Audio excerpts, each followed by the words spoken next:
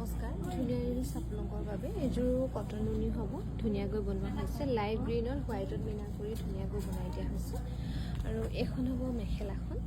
এই কটন নুনিযোৰ আপোনালোকে ready to কৰি ল'ব পাৰিব 2400 টকা আৰু এইযোৰো খুবেই ধুনীয়া হ'ব